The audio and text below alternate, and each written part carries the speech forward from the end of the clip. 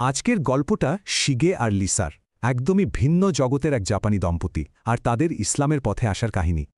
লিসার বলা এই কথাটাই ছিল টার্নিং পয়েন্ট, কিন্তু এটা বুঝতে হলে তাদের গল্পের শুরুটা জানতে হবে। শিখে বড় হয়েছেন এক বৌদ্ধ পরিবারে, কিন্তু তার বাবা তাকে শিখিয়েছিলেন ঈশ্বরকে পুরোপুরি অস্বীকার করতে। অন্যদিকে লিসার জন্ম জাপানে, তার বিশ্বাস ছিল বেশ সাধারণ, গভীর কোনো ধর্মীয় বাঁধন ছিল না। তো বোঝাই যাচ্ছে তাদের দুজনের বিশ্বাসের শুরুটা ছিল একদমই আলাদা, আর এটাই পরে সমস্যার কারণ হয়ে দাঁড়ায়। হাইস্কুলে পড়ার সময় এক ব্যক্তিগত সংকটে শিখে বুঝতে পারেন তার ধর্ম তাকে কোনো পথ দেখাতে পারছে না। একটা উদ্দেশ্য খুঁজতে গিয়ে তিনি জাপানি সংস্কৃতিতে মন দেন, আর সেখানেই তার সাথে লিসার দেখা হয়।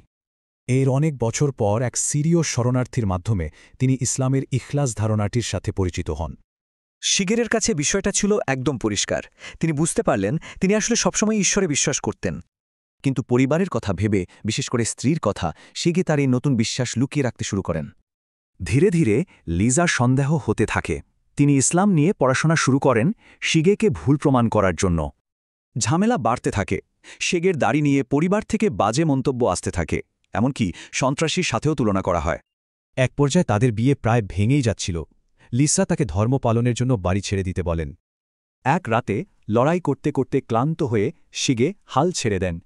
তিনি সবটা ঈশ্বরের ওপর ছেড়ে দিয়ে সমাধানের জন্য দোয়া করেন। এর ঠিক পরেই কোভিড মহামারীর একেবারে চূড়ার সময় তাদের পরিবারের নতুন এক সংকট আসে। একাকী আর অসুস্থ অবস্থায় লিসা খুব ভয় পেয়ে যান। ভাবতে থাকেন হয়তো এভাবেই তার মৃত্যু হবে। ঠিক তখনই নিজের ঘর থেকে তিনি শিগেকে এমন একটা প্রশ্ন করেন যা সবকিছু বদলে দেয়। শাহাদা হচ্ছে ইসলামের বিশ্বাসের সাক্ষ্য দেওয়া, মানে আনুষ্ঠানিকভাবে মুসলিম হওয়ার ঘোষণা। কারণটা ছিল খুব সাধারণ কিন্তু অনেক গভীর। তিনি মৃত্যুর পর তার পরিবার থেকে আলাদা হতে চাননি। তাদের ছোট ছেলেকে সাক্ষী রেখে দরজার ওপার থেকেই লিসা শাহাদা পাঠ করে মুসলিম হন। লিসা সুস্থ হওয়ার পর তাদের জীবনটাই বদলে যায়। যে বিশ্বাস তাদের আলাদা করে দিয়েছিল সেটাই তাদের এক করে। একসময় যিনি ইসলাম বিরোধী ছিলেন সেই লিসাই এখন স্থানীয় মুসলিম কমিউনিটির সাথে যুক্ত হতে সবচেয়ে বেশি আগ্রহী। শিখে ভাবেন ৮ বছরের লড়াইটা শেষ হয়ে গেল মাত্র ২ সপ্তাহে, ঠিক যখন থেকে তিনি ভরসা করতে শুরু করেন।